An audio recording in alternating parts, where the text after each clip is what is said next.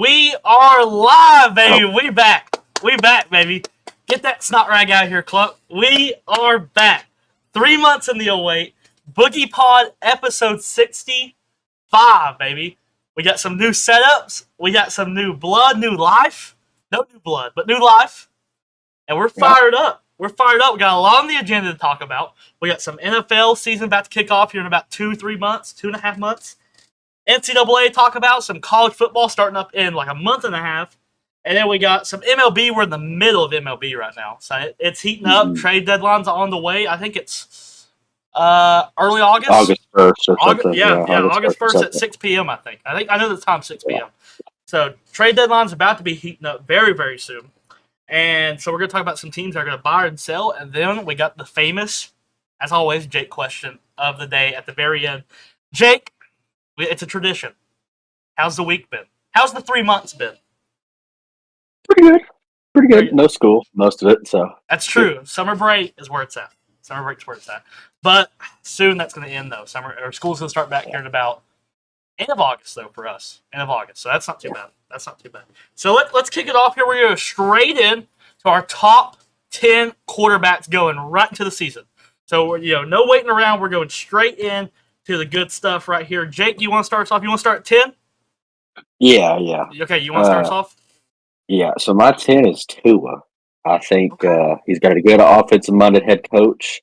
He's got 2 great wide receivers. And they've got their eyes on Dalvin Cook. I mean, if Tua could stay healthy and avoid concussions, because, he considered retiring after this past year because he was really getting beat up. So if he stays healthy, I expect him to be probably a fringe top 10 quarterback this year. Okay, I agree with you. We literally, before it started, me and Jake said that the end of our 10 will probably be a lot different, and I got 2 of 10. I had a couple people I was thinking about putting in front of him, but, you can't deny that when he was healthy, he was on. He got some good people around him. He got a good coach, like you said, and he's accurate. He don't throw hard necessarily, don't throw far, but he is accurate. And as long as he can stay healthy, he's probably a top 10 quarterback, and I agree. So I got him at 10 as well. Go ahead if you're not. So my 9 is Lamar Jackson. I think they finally got him some wide receiver help outside because all of his career he's really just had Who was that? He plays for the Cardinals. Hollywood Brown. That's pretty much it. Then he would have Mark Andrews at tight end. Now he's got Odell, Rashad Bateman, and they drafted a dude from Boston College, Zay Flowers. So they've got that's good now. Yep. He has no excuse. They've got Todd Monken now. I think was he offensive coordinator for Georgia? He's their Ravens offensive coordinator now, or is he defensive? I can't remember. I think he's offensive. Well, they got a new coordinator for him too, so everything's going well. They got everything new. This is his season. He just got his extension. Time to go now. It's Super Bowl time for Lamar because he's never really had as much success as you'd think, just by what people talk about. People act like he's won a bunch of playoff games. I think he's got 1 or maybe 2, but hey. He's still a top 10. It's just he has a little bit to prove for me this year. I need to see it again.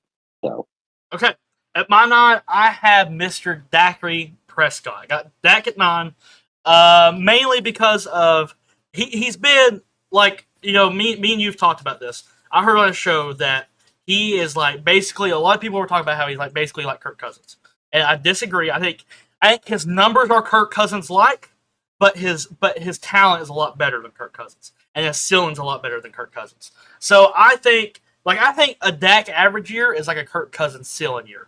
But Dak just hasn't took the step yet. And I think with the step, he goes up higher in this list. But until that step happens, I got him at 9 right now. Still a top 10 quarterback. I think I got him as, well, I don't want to spoil anything, highly in the NFC quarterback rankings. So, and really, if you just look at quarterback rankings and that's somehow how you can pick playoff games, no reason Dak can have a lot of success this year, especially in the conference he's in. So, Dak at 9. Yeah, I got Dak at 8. I agree with pretty much everything you say. I think Dak's gotten better every year, but he's not taking a massive leap because he was so good his rookie year. Everyone expected him to develop into a really top guy, and he's always been top 10 pretty much his whole career. Yeah. You got to think that's a lot of quarterbacks. You got to be, if you're pretty good, you'll be top 10. So I think this is his year. If he doesn't come out looking like he was good in 2021, 37 touchdown passes, I'm pretty sure. I'll take that all day. Had a down year this past year, but I think this is his year to really shut people up. If it does not happen this year, I don't know. It could still happen, but I would be very doubtful if it was, because he's got the defense this year. He's apparently got the offense. They seem now. All things offensive line. I expect him to be around French top 10 as well, so around 8. So I got Dak there. Okay, I got a question. So you're a Cowboys fan. So are you confident that you can win a Super Bowl with Dak Prescott your quarterback position? I'm confident we can get there just at the conference. I don't know if he could beat Patrick Mahomes because, like, the way, Hurts, he's very good. He's a good quarterback, but like he played really good in that Super Bowl. That's the thing that I'll hang my hat on with Jalen Hurts. He played so good and they still lost. Yeah, he played almost perfect besides that one turnover, and they lost because it's debated. You could say because of it or what, but kind of a nail in the coffin against Mahomes. So I think Dak can get us there, but winning it, they have to have a good game on defense too. It take a whole team effort to beat Mahomes and Burrow and those guys. So. I think, I agree with you. I think Dak can definitely make one. I think he can win one too, but I think it really depends on who's playing in it more than something he can help. So, okay, at 8, I have Lamar, so we basically just flipped ours, and I agree with basically everything you said, But what makes me kind of happy is he has a lot of help this year now. On paper, he has a lot of help now, and we've seen what he could do. Was it 3 years ago or 4 years ago he won his MVP? Ooh, it might have been 4. 4? Okay, and then and even though that team had a really good defense, but like you said, Hollywood Brown, Mark Andrews, now let's stack them up. Now let's see what he can do. Can he stay healthy? He's kind of in the Tua boat. If they're healthy, they're usually pretty good, but they got to stay healthy. So I got Lamar at 8 just because I've seen the ceiling. And if he's there, he's very good. So that's why I got Lamar at 8. Okay, so 7. This is my only hot take.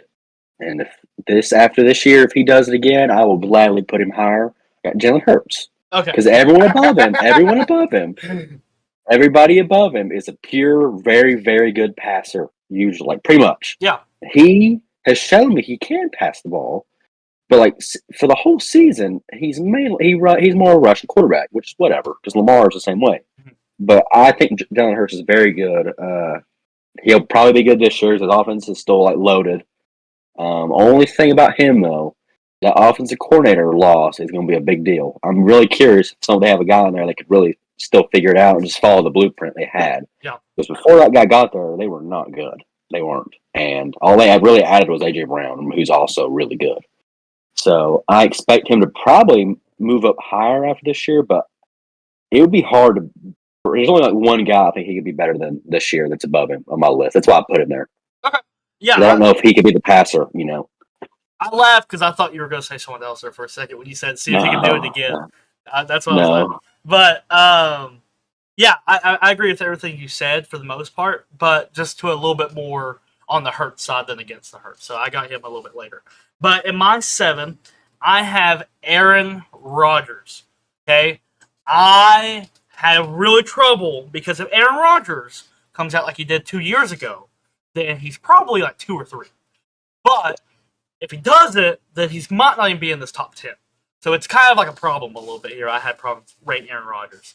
The age kind of bothers me. The new team could be a problem as well. It could be a great thing, but it could also flip back on him and be a bad thing. So, but, the great quarterbacks, they always seem when they go to another team, it never really affects them as much. So I'm looking for Aaron Rodgers not to affect him and him still be a top 10 quarterback for sure.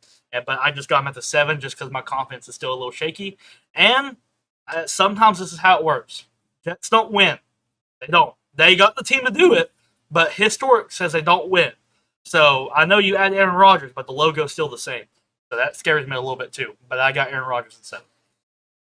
Okay, so my 6 is Aaron Rodgers, and I was really tempted to put Hurts above him, but the main reason is I look at it. Hurts has one good year under his belt. Rodgers really just has one. So I'm not going to completely give up on Rodgers after this year. If Rodgers sucks again, I will say, okay, Hurts is above him. I was wrong. But I can't do it yet. I can't disrespect him yet. I'm not saying it's disrespectful to put him lower, but, it's kind of the principle for me. So I got Rodgers.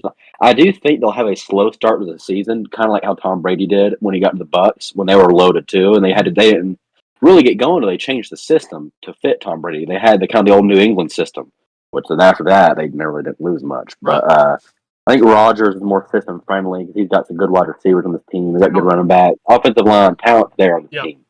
You're right about that. They are loaded. Only issue is the offensive line. was a big problem. They wanted to draft an offensive line. I think it was the Patriots or somebody that jumped them and got the guy they were wanting. Yeah. So it could be interesting. I think Rodgers needs to stay healthy because people forget last year he hurt, I think, part of his thumb and his hand and stuff, and his throwing hand, so that ain't good. You got to stay healthy. But I think if he does, I think he'll fit still right in right there at 7 for me. Okay. I think at 6. I had him at 6. Yeah. At 6, I have Justin Herbert. I got Justin Herbert in the 6th slot. Okay, I got him low, I guess, if you want, lower than you got him. So here's why I got Justin Herbert in the 6. Is because stats-wise, he's there. Arm strength-wise, he's there. But this is going into this season, and the team is still basically the same old Chargers. I know they've done some changing. They went and got Quentin Johnson. They have debatably one of the best wide receiver corps in all of football. I mean, they're absolutely loaded. And I think that has a lot to do with Justin Herbert's stats. Not saying that's the reason why he has the stats. It definitely helps him, though. And here's the thing. This really turned me off from Herbert. One game, one performance turned me off from Herbert. And it's the Jacksonville Jaguars game. You have a playoff game handed to you, and you still lose. And I know that's not just on Herbert; it's the entire team. But the entire team is who he still plays for, right? And it's going into this season, so that bothers me about Herbert just a little bit, and that's why I have him at 6. I would, and until he proves to me that, because you're never going to have a playoff game handed more than that game was handed to you. So if you don't have the game handed to you, how are you going to handle it? Let's say Trevor Lawrence doesn't throw 4 interceptions in that first half. Does he get blown out? If he does, I don't think he does. I think the game's completely different. This is all what ifs. But let's say he does get blown out if he doesn't get the 4 picks handed to him. Then how is everyone seeing Justin Herbert? Get blown out in your first ever playoff game against a team that's less talented than you? It's a little weird. I'm just saying, it gets a little weird. I got Herbert at the 6, so still can't deny the talent, and still can't deny the talent, the talent that he has and the talent around him. So I got 6, Herbert. Okay. So my 5 does sound hypocritical, is what I just said. I got Trevor Lawrence, but you're like, well, Jake, you just said one good year can't put Hurts over Rodgers, so how could Trevor be above him? Because Trevor's got all the potential in the entire world, dude. He has the potential to be the second best quarterback. I don't think he'll ever be better than Mahomes, probably. But I think he's got the real potential to be better than Joe Burrow and Josh Allen after this year. People will say, oh, Trevor's better just because look at the arm talent on him. Yeah. And all those guys got it, but he's really got it. You can see it sometimes. He'll let it flash. And he's figured it out. He's got a better wide receiver. Calvin Ridley coming in. Hopefully he could be a kind of wide receiver 1 type guy. I doubt it. I think he'll be very good, though. I don't think he'll be like standout wide receiver 1, but I think he'll be a massive upgrade, if that makes any sense. So I love the head coach. Can't believe that Jaguars got him. Yep. A lot of other teams could have picked him up and been very happy. But hey, Jaguars got him, so lucky them. Yeah, I like where Trevor's at right now. I think only issue might be the defense this year. We'll see if they progress. And one other point, having Trevor in the same system, again, this will be some continuity for him. It's the same every year now. He gets to really grow and mold into Doug Peterson's Same goes system. for the defense, too. Yeah, it's just you got a guy there now that could be a coach. Yeah. And now the guys can grow and learn how to play that system. So that's only going to make them better. And I think Trevor will finish around that spot. Okay. 5 for me, I also have Trevor Lawrence for all the exact same reasons you just mentioned. The talent's there. The performance last year's there. And the game, like I said, that one game ultimately decided why I have Lawrence above Herbert. Herbert was there to settle with his 1 touchdown game, and Lawrence wasn't. Lawrence came out, and he was the one that made the mistakes, and he still came back and won. And winning's a big thing when it comes in the playoffs, and Lawrence has done it. And he took Mahomes to the brick and still lost. But that shows me that, he can at least compete with them. And if he can at least compete with them, then he needs to be somewhere at least in the vicinity of them. So I got him in the 5, Trevor. Okay.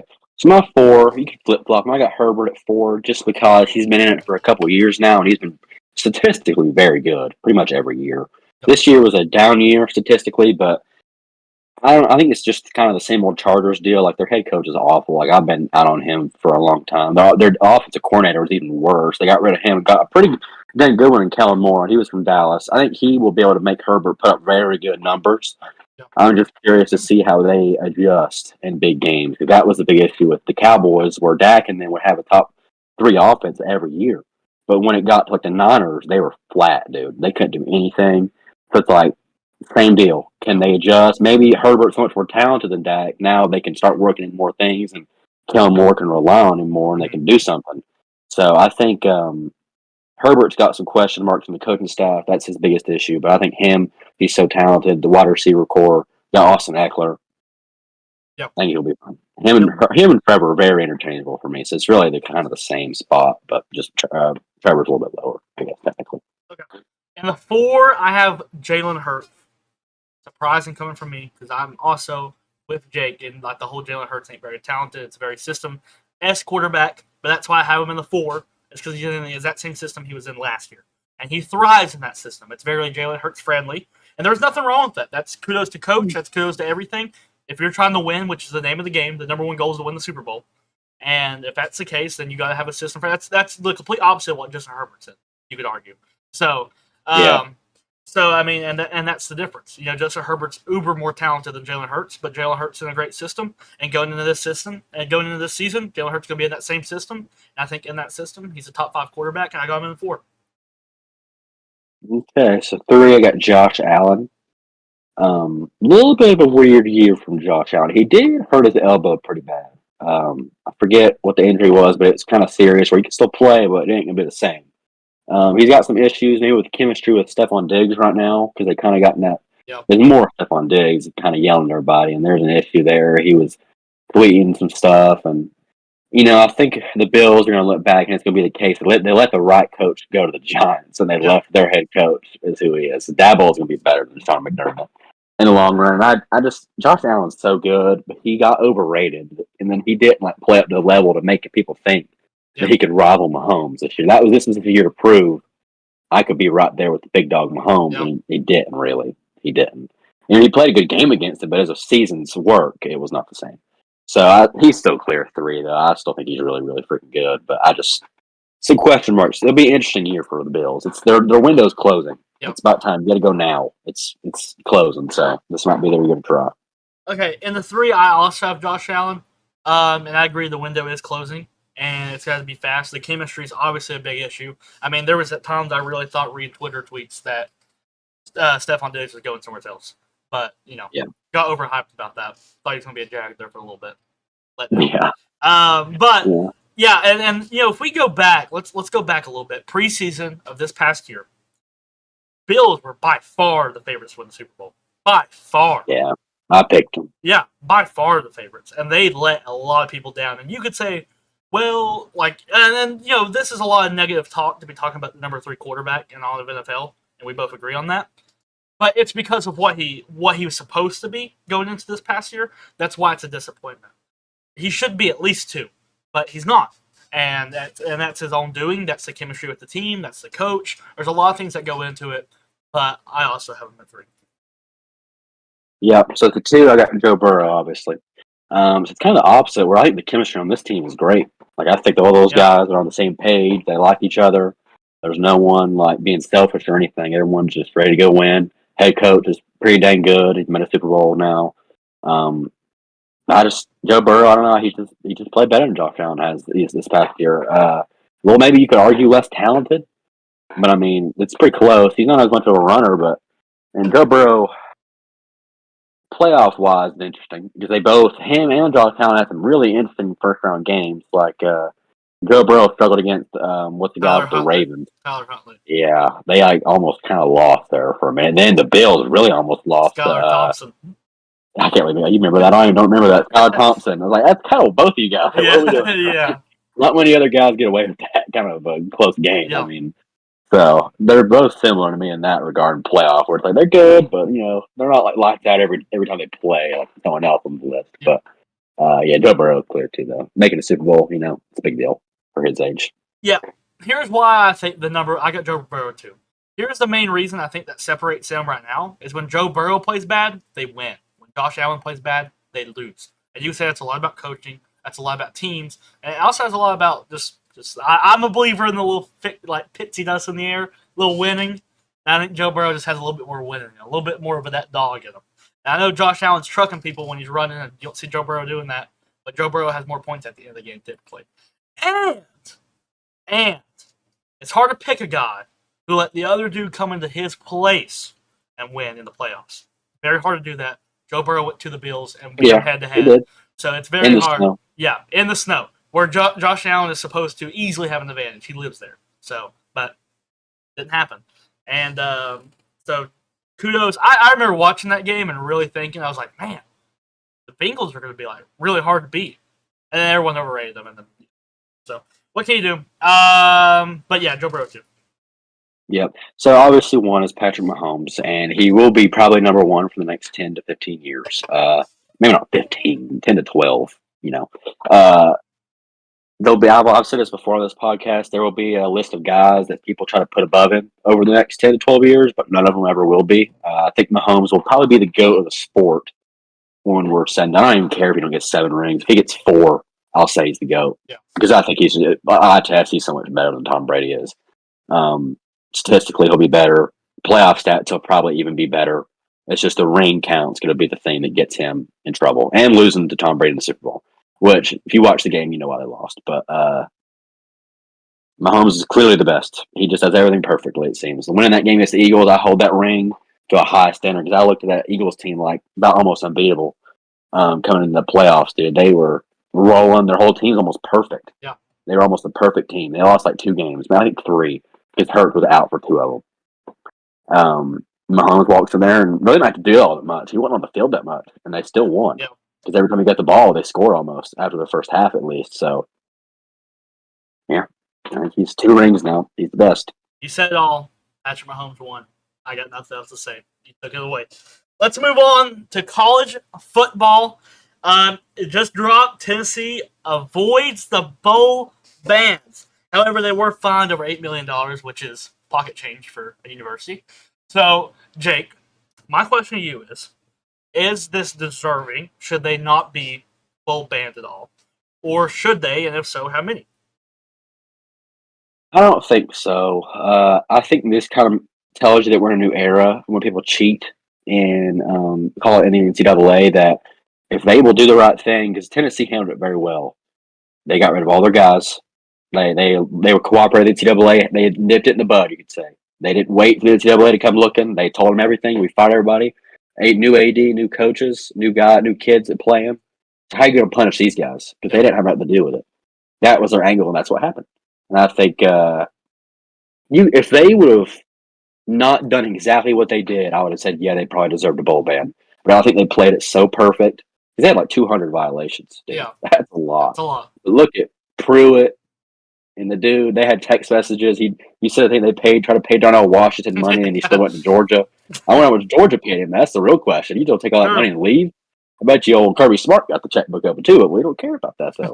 Pruitt learned it somewhere, but no one wants to talk about where Pruitt got it from.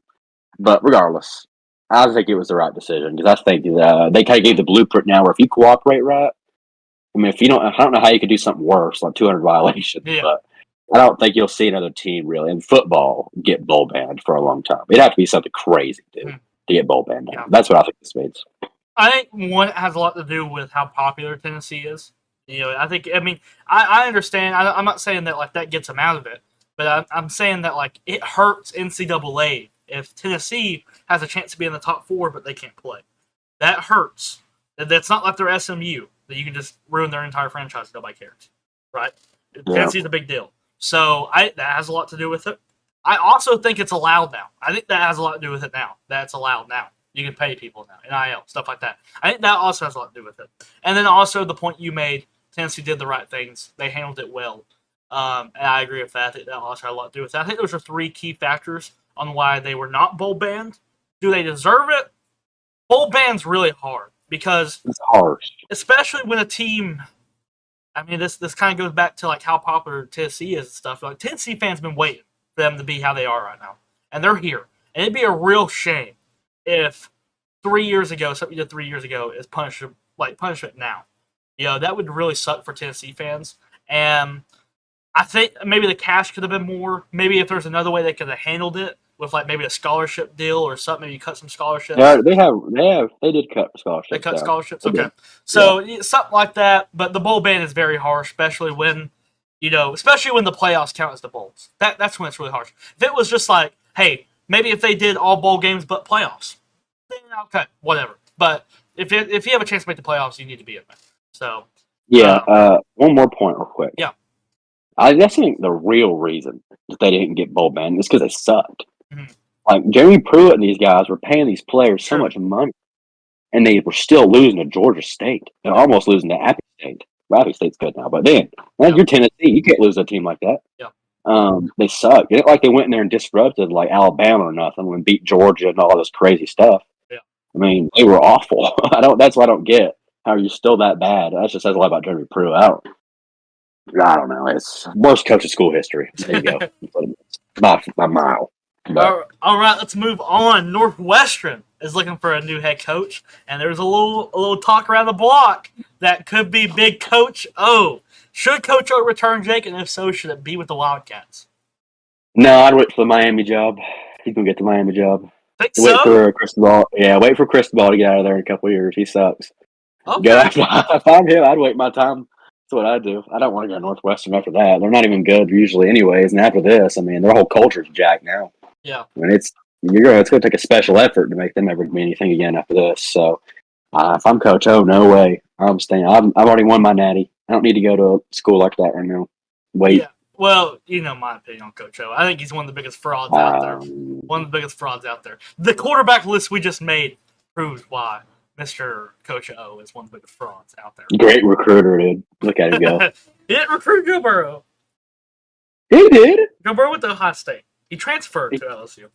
He convinced him to transfer. That's pretty much recruiting. Same thing. Different. Yeah, Regardless, Coach O.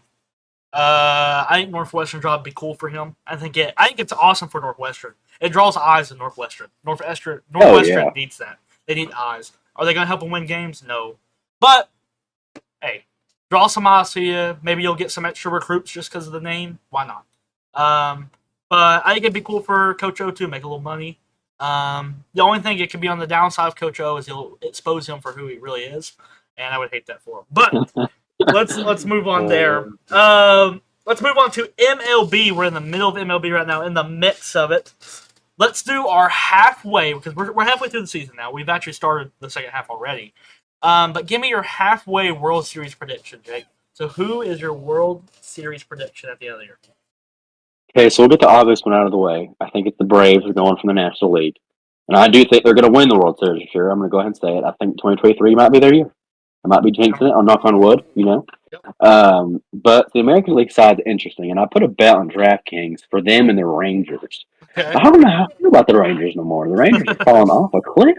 They just won last night. But I don't know. I'm starting to feel Orioles get pitching at the deadline. And so I'm gonna go right now. Orioles, Braves, because I think the Orioles, if they play the deadline right, they will probably make the ALCS.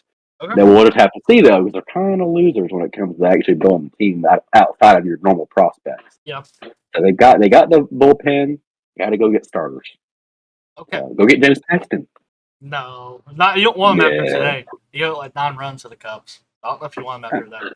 But my National League team is also the Braves, but my American League team is different. I have a team that's right now in the wild card slot. My team is the Houston Astros. Oh, and man, even though that's boring and that sucks, if you go down the list, right, we got Rays. What have they done in the playoff? Lose. World Series appearance. In baby season, don't count. Orioles, what have they done in the playoffs? Lose. Nothing. Not even been there. Rangers, what have they done? Lose. They're overachieving. Yep. 2. Who's next? Think of another team. Blue Jays, losers. Ooh. They're next. So who's the next team that have proved to me that they can play in the playoffs? The Houston Astros. So I give my confidence to the Houston Astros, and I think they'll be the number 1 wild card team by the end of it. So I think they will get their bye. They might end up catching the Rangers by it's all said and done.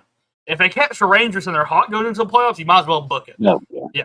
But if they don't catch the Rangers and then they're in the wild card, it's going to be harder. But I do think them will get a rematch. And I think the Braves will own them again. Braves World Series. I think the Braves will get it done. Too magical. Too many people rooting for them. Too much pixie dust in the air. But I'm not to get it.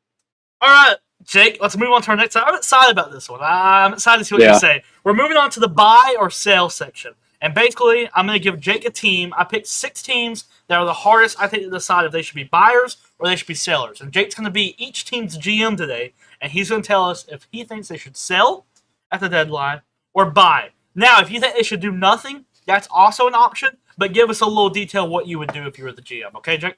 All right, let's move on. First team, the New York Yankees. What I would do with the New York Yankees is they're not like the old New York Yankees where people feared them. And you don't like. What if the Yankees actually get this player? Now when there's a big player on the market, no one really thinks the Yankees are going to get him. Yeah.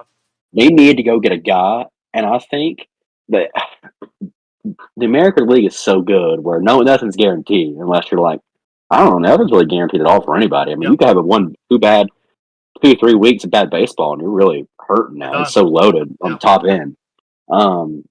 So if I'm the Yankees, I go and trade for a guy like Juan Soto or something. I go get a guy, dude, because the Padres are looking at Shohei because they're offered Judge a contract, they offered Trey Turner a contract, and they both said no, like huge contracts. Yeah. I think their big master plan is to trade Soto away and then get Shohei. That's what I think they're going to try to do because they got apparently the big bucks now. Yeah, they got the big bucks. So I would get Soto as my left fielder. And then I would because I don't know how much the Padres can initially ask for Soto because he's not much more than a long-term rental. He's got like a year maybe left, maybe. Yeah. So I don't think they want to extend him necessarily because I think they want to go after Shohei. Yeah. So I think you go get Soto or Shohei, but I wouldn't trade for Shohei on anybody. So if you had to label them, you're saying buyers. I would buy, and if you still don't make it, I think it sets you up for next year. I would buy. Okay. On the Yankees, I think you have to buy. All right, let's go over to the National League.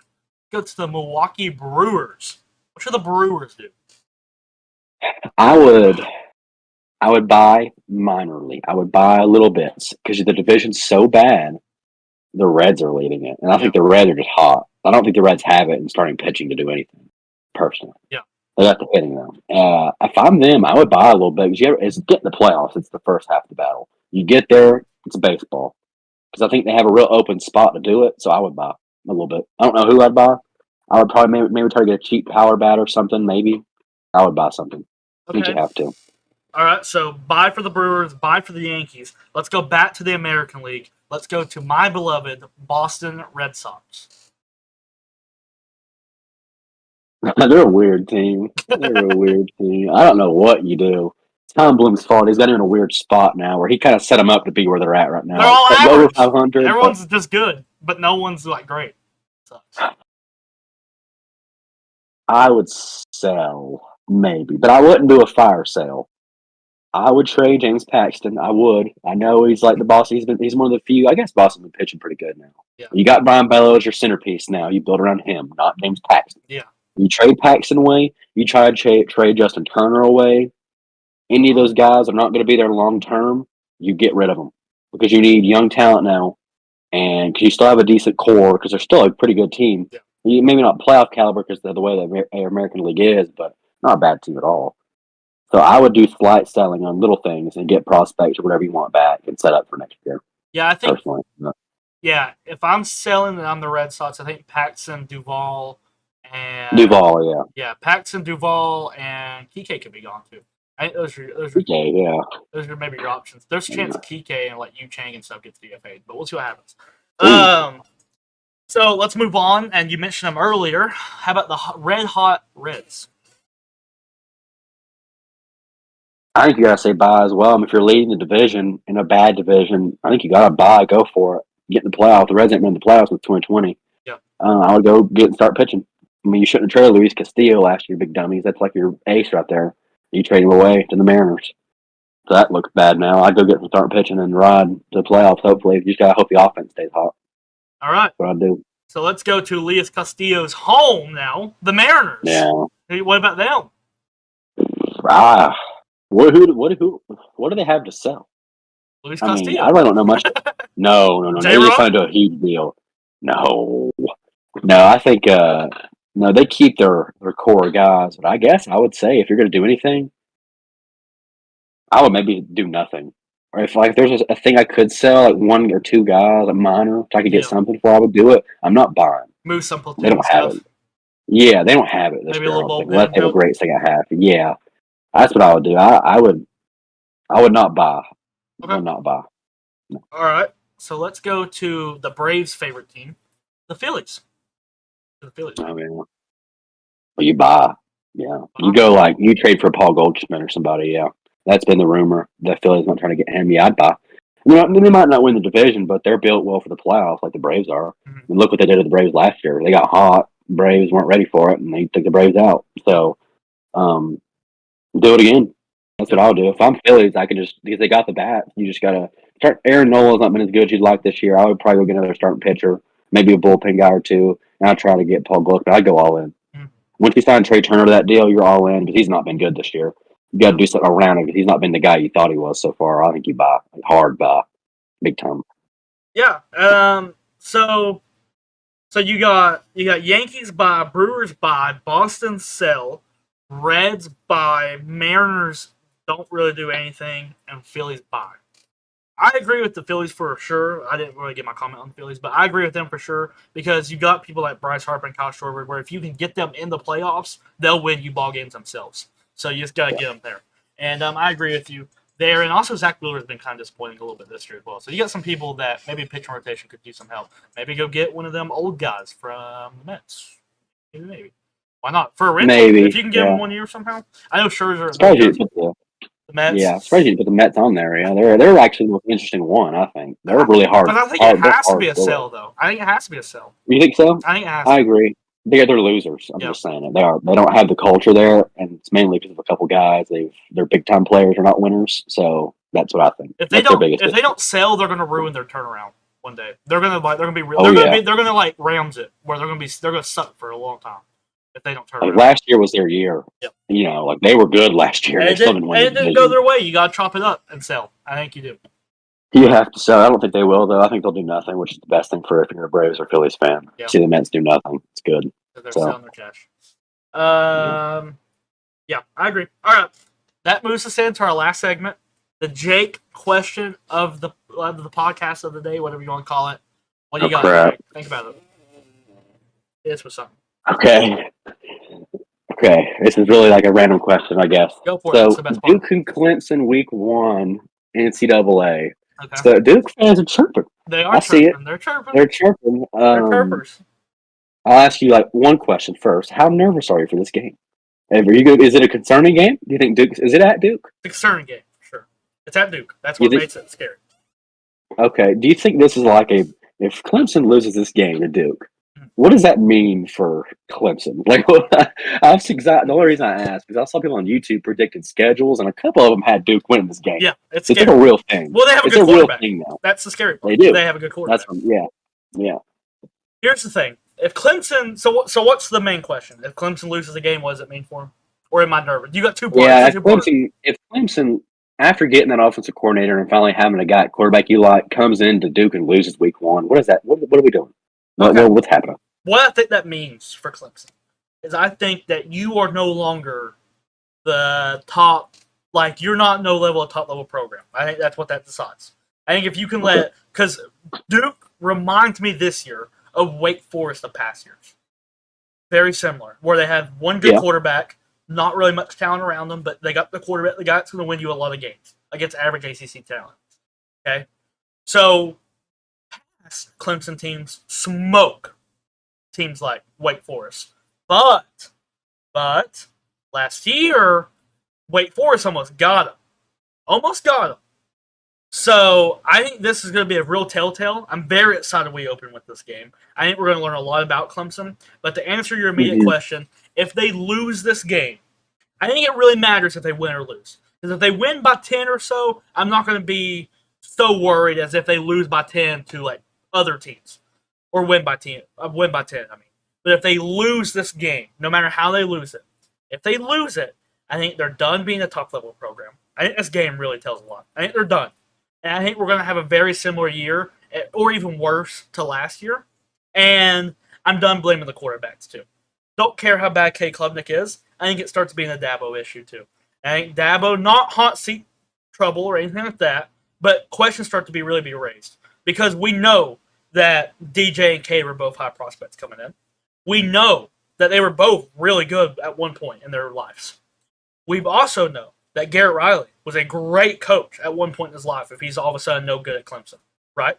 We know that Wes Goodwin was supposed to be a good defensive coordinator under Brent Venables. So all these guys were really good at one point, but now all of a sudden they're all here at Clemson. They're not good no more. That scares me. That's worrying. So I think this Duke game tells a lot. So yeah, and if I'm nervous, that was like kind of the first part of your question. 1,000%.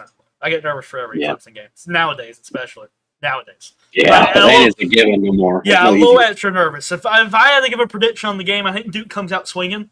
I think halftime it's super close, but I think Clemson 17 points by the end of it. Give me 17. That's a very good win. Yeah. That's a good win. Considering people are picking Duke. Yeah. Okay. I got one other good talking point because it's college football time.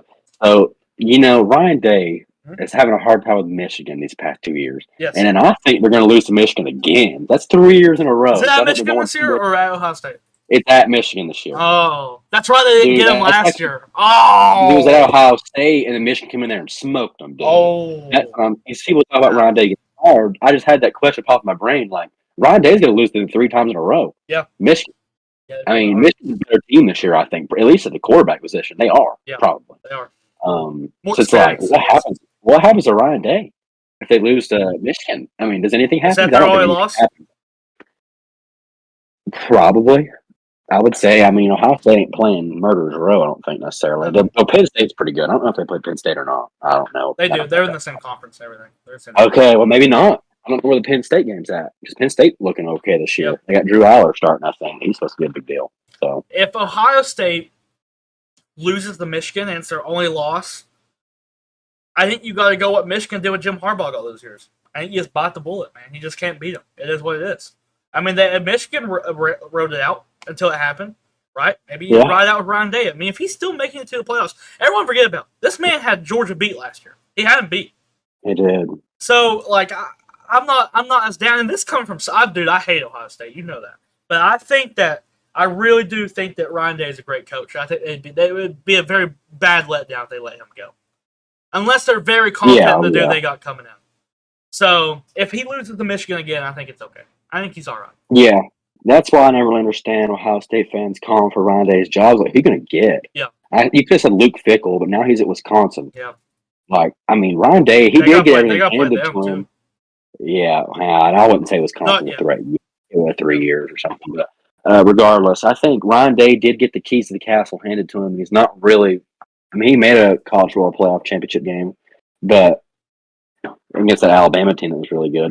He's not won one yet, and I don't think that looks great on him considering what he's been handed and how he recruits and the wide receivers, the NFL guys, so much talent.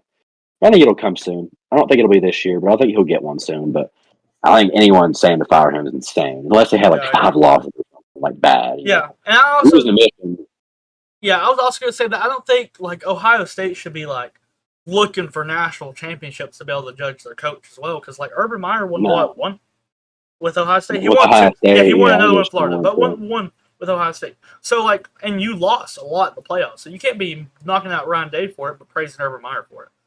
So I think if you're a competitive team, you're only losing one game a year or something like that, you're still making the playoffs, and you're still competitive in the playoffs too. Lincoln Riley was terrible in the playoffs, and he stuck around for as long as they could keep him. He actually got an upgraded job on paper. So, I think the Ryan Day hate's crazy, but maybe it's because I'm not, an Ohio State fan expecting to win national championship every year. So that's the way I look at it. All right. I agree. Anything else? We got anything else to talk about? All right, I think that'll do it. BoogiePod 65. We are officially back, and